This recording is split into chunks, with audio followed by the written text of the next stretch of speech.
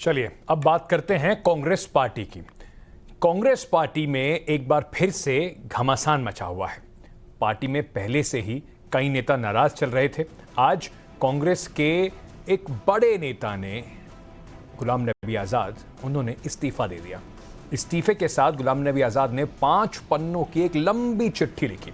इस चिट्ठी में उन्होंने ऐसे शब्दों का जिक्र किया, इस्तेमाल किया, जिनसे साफ हो जाता है कि वो पार्टी से पहले ही काफ़ी खफा चल रहे थे। सवाल यह है कि पार्टी के बड़े बड़े चेहरे एक एक करके क्यों पार्टी से बाहर जाते जा रहे हैं। ऐसे में पहले से ही कमज़ोर कांग्रेस फिर से कैसे मजबूत बन पाएगी, ये एक बड़ा सवाल है।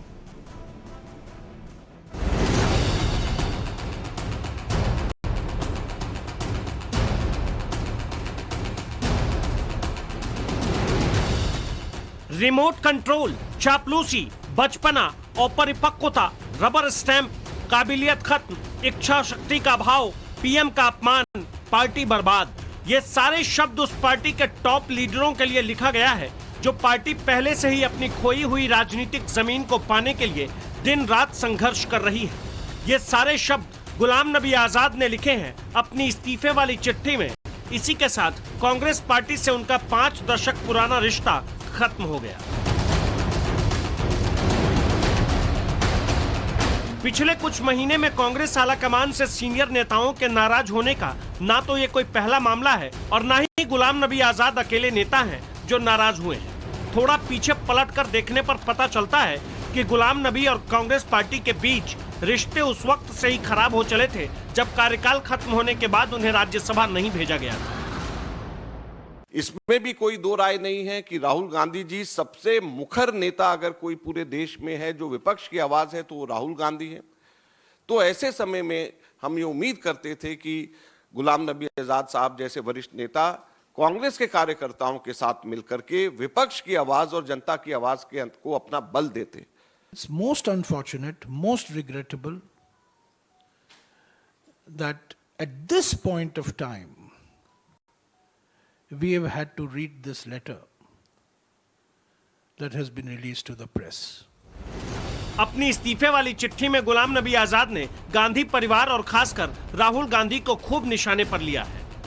दुर्भाग्य से राहुल गांधी के राजनीति में आने और खास तौर पर जनवरी 2013 के बाद जब उन्हें पार्टी का उपाध्यक्ष बनाया, पार्टी में विचार विमर्श का जो तरीका था वो उन्होंने पूरी तरह खत्म कर दिया। सभी वरिष्ठ और अनुभवी नेताओं को दरकिनार कर दिया गया और नई अनुभवहीन और चापलूसों की मंडली ने पार्टी से जुड़े कामों के फैसले लेने शुरू कर दिए। पार्टी की जीत और हार से लेकर पार्टी के मौजूदा हालात को लेकर गुलाम नबी आजाद ने चिट्ठी में जो लिखा उसमें इस बात का भी जिक्र है कि अब पार्टी में फैसला तो कोई भी ले लेता है। आज भी रिमोट कंट्रोल मॉडल चल रहा है जिसने पहले यूपीए की एकता अखंडता को खत्म किया और अब कांग्रेस के भीतर की एकता को खत्म कर रहा है। आप सिर्फ नाम के अध्यक्ष हैं, सारे अहम फैसले राहुल गांधी या फिर उनके पीए और सुरक्षा गार्ड लेते हैं। ऐसा एक विशाल और एक बड़ा अपोजिशन पार्टी को लीड करने के लिए जो एक होना चाहिए वो नहीं है। बीजेपी को तो सूट करता है, हम लोग को तो सूट करता है, ठीक है, लेकिन from Congress point of view these are issues and I think if this is going on then वही गांधी ही कांग्रेस में रह जाएगा और कोई नहीं रहेगा। ये चलता रहता है। आज उनको लगता है, मैं तो कह दिया ना आपको कि जो इन्होंने कहा आज, अभी तो मैं खुद सदमे में हूँ। एक ऐसा 42 साल का जिसको सब कुछ मिला जिंदगी के अंदर, 42 साल ही बगैर पद के नहीं रहे हो व्यक्ति, आज वो ये मैसेज दे रहे जैसे कि जो मेरी समझ के पर है। गुलाम नबी आजाद का इस्तीफा सिर्फ किसी नेता का इस्तीफा भर नहीं है, यह कांग्रेस के लिए दिल्ली से लेकर जम्मू कश्मीर तक बड़ा झटका है। खासकर उनकी चिट्ठी में लिखी गई बातें इस बात की गवाही है कि वो न सिर्फ पार्टी से नाराज थे बल्कि राहुल गांधी से उनकी नाराजगी सबसे ज्यादा है। जम्मू कश्मीर में कांग्रेस को बड़ा नुकसान, कद्दावर नेताओं में एक और चेहरा पार्टी से गया।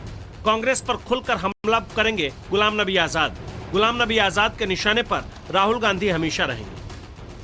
इस्तीफे के बाद टाइम्स नाउ नव भारत के editor in chief Navika Kumar से बात करते हुए गुलाम नबी आजाद ने यह भी स्पष्ट कर दिया कि वो ना किसी पार्टी में शामिल होंगे, फिलहाल कश्मीर में ही राजनीति करेंगे। गुलाम नबी आजाद जी से अभी कुछ ही देर पहले बातचीत हुई और उन्होंने सिर्फ ये साझा किया कि वो किसी भी पॉलिटिकल पार्टी को ज्वाइन नहीं करेंगे। उन्होंने जो कांग्रेस से इस्तीफा दिया है वो बहुत सोच समझ के बाद दिया है। कश्मीर की राजनीति में वो सक्रिय रहेंगे। कश्मीर से आते हैं और कश्मीर की सरजमीन से उनका बहुत गहरा नाता है, पर उन्होंने ये भी साफ कर दिया कि कश्मीर खुद नहीं जाएंगे। कश्मीर में पार्टी जो बनेगी वहां लोकल स्थानीय नेता कोई उसको हेड करेगा। गुलाम नबी आजाद की जो सीनियरिटी रही है वो राष्ट्रीय राजनीति में ही रहेंगे।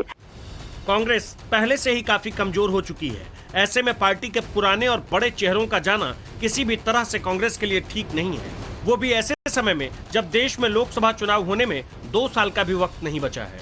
ब्यूरो रिपोर्ट, टाइम्स नाउ, नव भारत। अब सवाल ये भी है कि गुलाम नबी आजाद इतने साल तक कांग्रेस में रहे, उन्हें भी कहा जाता था कि वो लीडरशिप के बहुत नजदीक हैं, तो क्या वक्त की बात है? कौन किसके नजदीक? जो नजदीक नहीं होता उसको बाकी सब चाटुकार लगाए रखते हैं।